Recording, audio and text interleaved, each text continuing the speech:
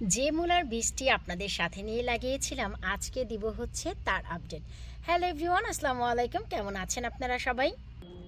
আলহামদুলিল্লাহ, আমি তো অনেক ভালো আছি। আশা রাখছি আপনারা সবাই ভালো আছেন। আপনাদের সাথে নিয়ে এবছর প্রথম গার্ডেনিং শুরু করেছিলাম 2025-এ বেশ কিছু মূলার বীজ এবং ধনিয়ার বীজ দিয়ে। অনেকেই জানতে চাচ্ছিলেন, আপু অনেক ভালো মন্দ সব মিলিয়ে ওয়েদার যাচ্ছে, আপনার বাগানের গাছগুলোর কি অবস্থা। আমি একদম অল ওভার আমার গার্ডেনে যেখানে যেখানে মাটি পেয়েছি সেইখানে মূলার বীজ দিয়েছিলাম, নিশ্চয়ই আপনাদের মনে আছে। তো চলেন কথা না বাড়িয়ে চলে যাচ্ছি আমরা সরাসরি মূল ভিডিওতে, যে আমার গার্ডেনে মূলা গাছ আর ধনিয়া পাতা গাছের কি অবস্থা। তো চলেন আমরা চলে যাই ভিডিওতে। সবার শুরুতে দেখাচ্ছি আমার সেচি শাকের বেড, আর তার পাশেই যে জায়গাটি যেখানে আমি দিয়েছিলাম মূলার বীজ। আর আপনারা বলেছিলেন যে আপু এইটুকু মূলার বীজে কি শাক খাওয়া যাবে। আমি কিন্তু বলেছিলাম যে এগুলো বড় হওয়ার জন্য জায়গা দিতে হবে আর এদেরকে বাড়ার জন্য জায়গা দিতে হবে। তো এই বেডটি কিন্তু এই যে দেখেন মূলা শাক দিয়ে কিন্তু ভরে গেছে। আমার কিন্তু কখনোই মূলা খাওয়ার ইচ্ছে নেই। মূলা খাওয়ার ইচ্ছে হলে কিন্তু আমি যেই বীজ থেকে মূলা হয় সেইগুলোকেই আমি লাগাতাম। তার মানে হচ্ছে অফ স্লিপিং সিডস যাকে বলা হয়, স্লিপিং মোডে যেই সিডস থাকে সেইগুলোকে যদি লাগান, ঘুমন্ত বীজগুলো লাগালে কিন্তু কখনোই মূলা পাওয়া যায় না, শাক পাওয়া যায়।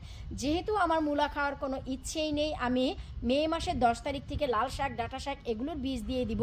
তাই শাক খাওয়ার জন্য আমি হচ্ছে অফ স্লিপিং সিড যেটাকে বলে, যেটা হচ্ছে সজাগ বীজ, সেটাকেই লাগিয়েছি। এই যে দেখেন, তো এই ঘুমন্ত বীজগুলো লাগিয়েছি। এর ফলে এই যে এতে হচ্ছে কি প্রচুর শাক হবে, আপনার মূলা হওয়ার আগেই তুলে নিতে পারবেন।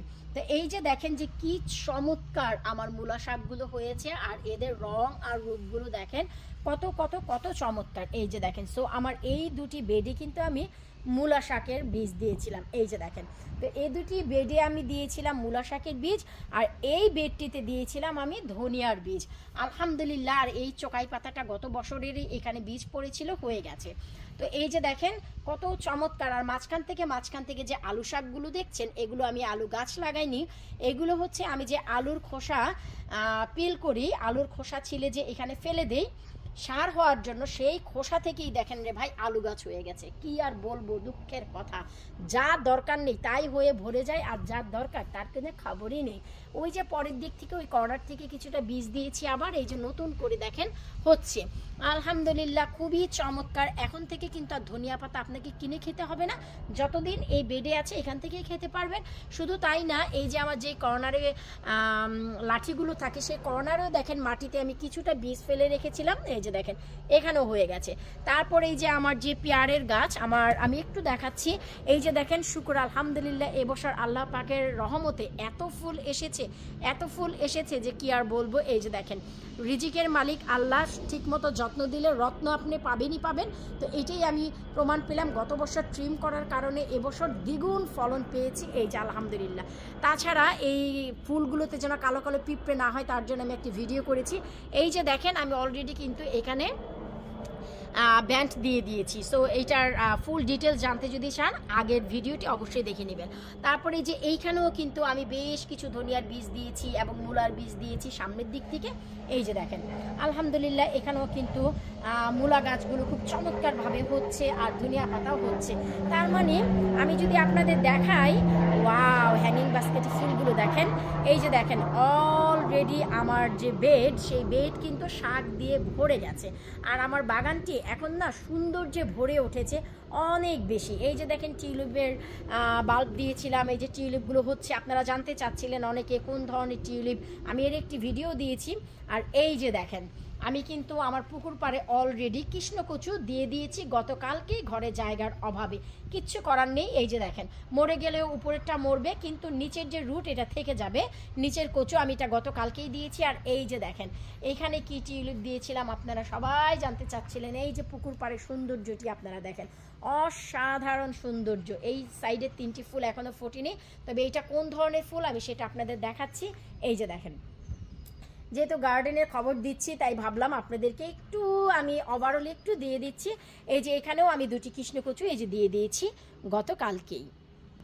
এরপর হচ্ছে বেগুনের বেডেও কিন্তু আমি মূলার বীজ দিয়েছি। আর এই যে দেখেন, এই হচ্ছে আরও একটি টিউলিপ।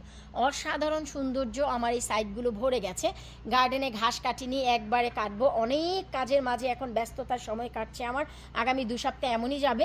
এই যে এখানেও দেখেন মূলার বীজ দিয়েছি আলহামদুলিল্লাহ, এখানে কিছু খাওয়ার জন্য মূলার বীজ দিয়েছি। আর এই যে দেখেন রে ভাই, সারের জন্য যে আমি খোসা দিচ্ছি, এই যে আলুর খোসা থেকে, প্রত্যেকটি খোসা থেকে দেখেন আলু গাছ বের হয়ে যাচ্ছে। ছোট ছোট মাছ দিয়ে এগুলোকে তুলে খেয়ে ফেলবো। আর ওই যে বললাম না, যদি মূলা খাওয়ার ইচ্ছে থাকে আপনি 2-4টি বীজ দিয়ে দিতে পারেন।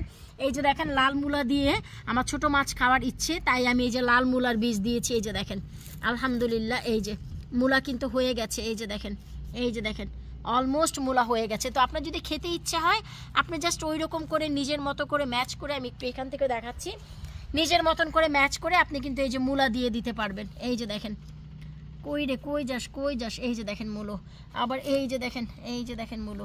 তো এই যে মূলোগুলো, এইগুলো হচ্ছে আমি খাওয়ার জন্য দিয়েছি, যে কিছু হলে আমি ছোট মাছ দিয়ে খেয়ে নেব। এই যে দেখেন, ওই তো মূলা হয়ে গেছে, এই যে দেখেন ছোট ছোট মূলা হচ্ছে। তো এই পাশেও যে আমি দিয়েছি দেখেন, আমার বেগুনের বেডেও কিন্তু মূলা শাক হয়েছে। তারপর আবার এই যে এখানেও দিয়েছি, এই পাশেও হয়েছে। কিন্তু এখানে হচ্ছে আমাকে 4বার বীজ দিতে হয়েছে। জানেনই তো আমাদের জীবনের সবচাইতে পরম বন্ধু হচ্ছে বিড়াল রে ভাই। ওরা আসে মাটি খোঁড়ায়, যতক্ষণ শরীরে এনার্জি থাকে বীজ দেয়, আর যখন রাগ উঠে যায় এমনিই ফেলে রাখি, যা লাগবে না। ওই যে দেখেন ওই কর্নার থেকে একদম, এই যে দেখেন একসাথে অনেকগুলো মূলার বীজ পড়ে গিয়েছিল আমার হাত থেকে, এখানে আসলে পড়ে গিয়েছিল, আমি দেইনি। তো একসাথে দেখেন ঝাঁকে ঝাঁকে উঠছে। তো এগুলো উঠার পর একটু বড় হলে শাক খেয়ে ফেলবো, আর মূলা খেতে ইচ্ছে হলে 1-2টি রেখে দেবো। তো এই যে দেখেন, এই হচ্ছে আমার মূলা গাছের আর ধনিয়া পাতা গাছের আপডেট। খুবই চমৎকার গার্ডেনে এগুলো হয়েছে। এগুলো এখনও ছোট ছোট আছে, এগুলো যেহেতু মূলা খাবো তাই এগুলোকে একটু পরে খাবো। আর যেহেতু এই যে এইগুলো হয়ে গেছে, এগুলো অনেক বড় বড় হয়ে গেছে শাক খাওয়ার জন্য, এখন আপনারা তুলে খেতে পারেন। কিন্তু আমি এত আর্লি খাবো না, আমি হচ্ছে আরও একটু ছোট মূলা যখন হবে তখন এগুলোকে তুলবো।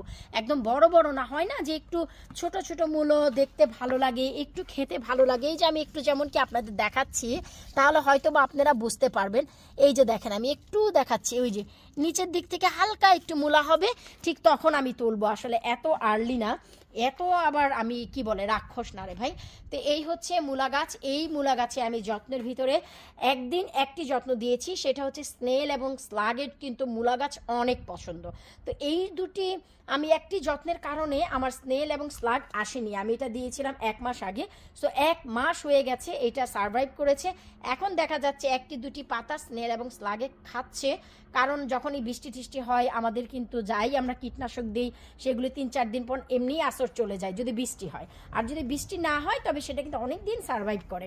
তো আমার দেখেন 1 মাস ধরে এই যে এইগুলোতে কোনো প্রকারের দেখেন স্নেল বা স্লাগ কিন্তু আসেনি, দেখেছেন। শুধুমাত্র আমি একটি যত্ন দিয়েছি, তা হচ্ছে গ্রিন অনিয়ন, আর কিছুই না। যারা জানতে চাচ্ছিলেন বাগানের আপডেটটি, যে মূলা শাক আর ধনিয়া পাতার কি অবস্থা, আশা রাখছি আপনাদের ভালো লাগবে। যাদের গার্ডেনে ধনিয়া পাতা মূলা শাক লাগিয়েছেন, এখন থেকে অল্প অল্প করে তুলে খেতে পারবেন, কারণ মে মাসের মাঝখান দিকেই কিন্তু আমাদের শুরু হয়ে যাবে মেইন গার্ডেনিং। মানে লাল শাক, ডাঁটা শাক, পালং শাক, পুঁই শাক, কলমি শাক, এইসবের কথা বলছি। তো বিদায় নিচ্ছি আজকের মতন, আল্লাহ হাফিজ।